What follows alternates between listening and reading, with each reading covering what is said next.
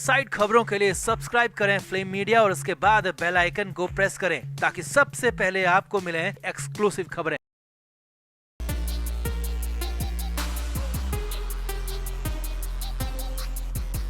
महाराष्ट्र चुनाव को लेकर जबरदस्त बज़ चल रहा है। तैयारियां जोरों पर हैं, सभी पार्टियां जोर आजमाइश कर रही हैं, तैयारियों में जुटी हुई हैं। अब इस बीच महाविकास अघाड़ी यानी कि इंडिया गठबंधन के बीच में अंदर ही कुछ ऐसा हुआ जिसने मुंबई में आग लगा दी। जी हां, मुंबई में एक मीटिंग हुई और इस मीटिंग में भयानक झगड़ा हो गया उद्धव ठाकरे पर। यह झगड़ा जानबूझकर कराने का आरोप लगा है। मीटिंग में नाना पटोले बुरी तरह से भड़क गए, नाराज हो गए, ठाकरे की पोल खोल दी। तो क्या वाकई में बीजेपी के इशारे पर उद्धव ठाकरे काम कर रहे हैं? क्या हुआ जब बीजेपी के इशारे पर ये सब कुछ सामने आने की बात कही गई और क्या हुआ जब उद्धव ठाकरे के करीबी नेता ने 288 सीटों का दावा कर दिया? तो सब कुछ आपको दिखाते हैं, बताते हैं। आप भी इस वीडियो को शेयर करें, कमेंट बॉक्स में इस पूरे मामले पर अपनी राय जरूर दें।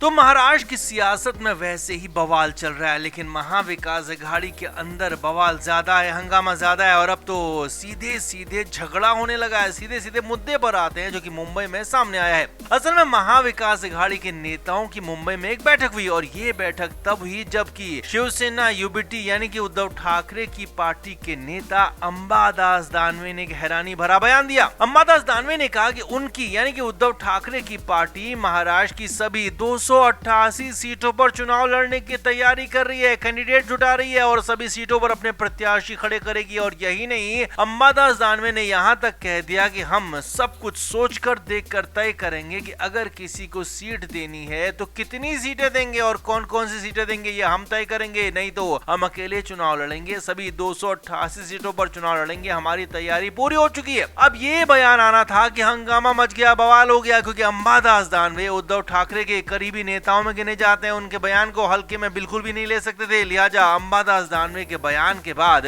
महाविकास अघाड़ी के अंदर खलबली मच गई। सूत्रों के हवाले से खबर है कि तुरंत ही मुंबई में एक बड़ी बैठक बुलाई गई और इस बैठक में तीनों ही पार्टियों के नेता शामिल हुए और इस मीटिंग में उम्मीद थी कि सब कुछ ठीक हो जाएगा, मगर यहाँ तो हालात और ज्यादा खराब हो गए। क्योंकि कहा तो पूरे महाराष्ट्र की बात होनी थी, सीटों की शेयरिंग पर फैसला होना था, लेकिन मामला मुंबई की सीटों को लेकर ही फंस गया। मुंबई की 36 सीटों को लेकर सबसे पहले ये शुरुआत में ही मीटिंग के बवाल हो गया, क्योंकि कांग्रेस और शरद पवार की पार्टी अंबादास दानवे के बयान का विरोध करते और 288 सीटों पर लड़ने के फैसले पर सवाल उठाते। उससे पहले मुंबई की सीटों पर घमासान शुरू हो गया, क्योंकि मीटिंग शुरू होते उद्धव ठाकरे की तरफ से कह दिया गया कि उनकी पार्टी मुंबई की 36 में से 21 सीटों पर चुनाव लड़ेगी। जी हाँ, एक नई हिट थी, नई बातें थी यहाँ पर। इसके लिए उद्धव ठाकरे ने साफ साफ कहा कि हमने तैयारी शुरू कर दी है और इसके तुरंत बाद उद्धव ठाकरे के कहने के तुरंत बाद शरद पवार की पार्टी की तरफ से शामिल हुए जितेंद्र आव्हाड ने भी कह दिया कि उनकी पार्टी को मुंबई की 7 सीटें चाहिए और एनसीपी शरद पवार की तरफ से तो बाकायदा सीटों के नाम भी बता दिए गए। शरद पवार की पार्टी की तरफ से कहा गया कि उन्हें मुंबई की अंधेरी वेस्ट, वर्सोवा, कुर्ला, अणुशक्ति नगर, दहिसर, घाटकोपर ईस्ट और घाटकोपर वेस्ट की सीटें चाहिए और इन सीटों पर वो अपने प्रत्याशी खड़े करेंगे। अब इन दोनों मांगों के बीच कांग्रेस मुंह ताकती रहेगी, क्योंकि कांग्रेस के पास कुछ कहने के लिए बचा नहीं था। मुंबई की सिर्फ 8 सीटें ही मुंबई में जो कांग्रेस के लिए बच रही थी वो बेहद हैरानी भरा था और यहीं पर नाना पटोले तुरंत ही नाराज हो गए, भड़क गए, गुस्सा हो गए। जी हाँ, वैसे भी नाना पटोले उद्धव ठाकरे की पार्टी को लेकर हमेशा ही हमलावर रहते और यहाँ पर तो उन्हें मौका भी मिला हुआ था। उन्होंने सीधे सीधे उद्धव ठाकरे पर ही हमला कर दिया। नाना पटोले ने कहा कि जानबूझकर गठबंधन के अंदर झगड़ा करवाया जा रहा है, जानबूझकर भ्रम फैलाया जा रहा है, जानबूझकर विवाद की स्थिति पैदा की जा रही है। नाना पटोले यहीं पे नहीं रुके। सूत्रों के मुताबिक नाना पटोले ने कहा कि बाहरी लोगों की राय पर, बाहरी लोगों के इशारों पर, यहाँ तक कि बीजेपी के इशारों पर भी यहाँ पर काम हो रहा है और बीजेपी के इशारे पर काम करते हुए कुछ बड़े नेता गठबंधन को कमजोर कर रहे हैं। अब यहाँ पर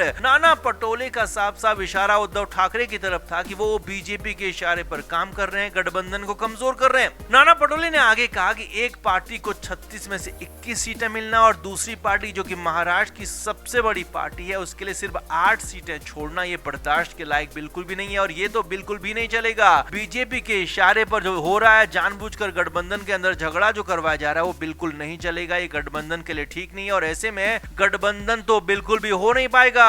अब यहाँ तो कई लोग ये भी आरोप लगा रहे हैं कि एक बार फिर से उद्धव ठाकरे बीजेपी के साथ जाने की तैयारियों की कोशिश कर रहे हैं। उनकी ही पोल यहाँ पर नाना पटोले ने खोल दी, पूरी तरह से खोल दी। और इतना नहीं, पटोले ने बड़े बड़े आरोप भी लगा दिए कि जानबूझकर गठबंधन को कमजोर किया जा रहा है। वहीं उद्धव ठाकरे और शरद पवार की तरफ से नाना पटोले की इस बात का विरोध तो किया गया, लेकिन हालात ये रहे कि यहाँ पर मीटिंग में कुछ भी तय नहीं हो पाया। मीटिंग कुछ तय करने के लिए, सीटों पर बातचीत करने के लिए रखी गई थी, लेकिन पूरी मीटिंग में सिर्फ और सिर्फ हंगामा हुआ और हंगामे के साथ ही मीटिंग खत्म भी हो गई। तो फिलहाल तो महाविकास आघाड़ी के अंदर हालात खराब दिख रहे हैं। सीट शेयरिंग को लेकर मुद्दा बेहद ज्यादा गंभीर दिख रहा है। लगता नहीं आसानी से यहाँ पर सीट शेयरिंग हो पाएगी। तो आपका इस पूरे मामले पर क्या कहना है, कमेंट बॉक्स में आप भी अपनी राय जरूर से जरूर दें। वीडियो को अभी शेयर भी करें।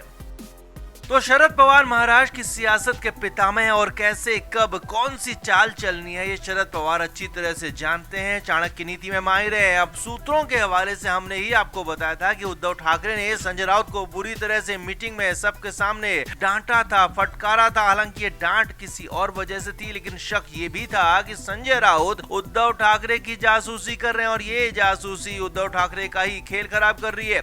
यही नहीं, शक ये भी था कि जासूसी शरद पवार के इशारे पर हो सकती है, क्योंकि शरद पवार न सिर्फ गठबंधन बल्कि महाराष्ट्र के अंदर भी उद्धव ठाकरे को गिराने की कोशिश कर रहे हैं। ऐसा अंदेशा लगातार यूबीडी की तरफ से जताया जा रहा है और ये भी शरद पवार बार बार कह चुके हैं कि सीएम फेज उद्धव ठाकरे नहीं होंगे। यानी कि एक तरह से अंदर खाने उद्धव ठाकरे का विरोध कर रहे थे, लेकिन अब इसी शक पर मोहर लगती हुई दिख रही है। संजय राउत की जासूसी वाली बात पर मोहर यहाँ पर पुख्ता होती हुई दिख रही है, क्योंकि शरद पवार फाइनली संजय राउत की मदद को आगे आ गए और पवार ने सीधे सीधे उद्धव ठाकरे से ही बात कर लिया। जी हाँ, एक बड़ी खबर सूत्रों के हवाले से हम आपको बता रहे हैं, जिसके मुताबिक उद्धव ठाकरे और शरद पवार की फोन पर बात हुई है। सूत्रों के मुताबिक ये बातचीत संजय राउत के मुद्दे पर एक बड़ी बातचीत हुई, जिसमें मुद्दा संजय राउत का बहुत बड़ा छाया रहा। सूत्रों के मुताबिक शरद पवार ने उद्धव ठाकरे से कहा कि चुनाव के एन वक्त पर, चुनाव से ठीक पहले अपने ऐसे करीबी लोगों को दूर मत करो, क्योंकि इससे मुश्किलें हो सकती हैं, विरोधी पार्टियां फायदा उठा सकती हैं, खास तौर पर संजय राउत का गलत इस्तेमाल कर सकती हैं और ये चुनाव के वक्त भारी पड़ सकता है। सूत्रों के मुताबिक उद्धव ठाकरे ने कहा कि मुझे मेरी लगातार हो रही जासूसी की खबर मिली और इसका मुझे शक है और उसी बात को लेकर बातचीत हुई थी, क्योंकि मेरी बातें, मेरी रणनीति, मेरी पार्टी के पॉइंट्स और मुद्दे बाहर लीक हो रहे हैं, जो कि गलत बात है और इससे मेरा बड़ा नुकसान हो रहा है। इसीलिए सिर्फ हिदायत दी गई है, कोई एक्शन अभी तक लिया नहीं गया है, लेकिन हाँ, संजय राउत पर इसका शक था, इसीलिए ये बातचीत यहाँ पर आई है। सूत्रों के मुताबिक काफी देर तक दोनों के बीच में फोन पर बातचीत हुई। शरद पवार की बातों को फाइनली बाद में मानते हुए संजय राउत को भले ही मातोश्री बुला लिया गया, लेकिन इससे भी बड़ी खबर यह है कि संजय राउत की बात आखिर शरद पवार ने क्यों की। यानी कि राउत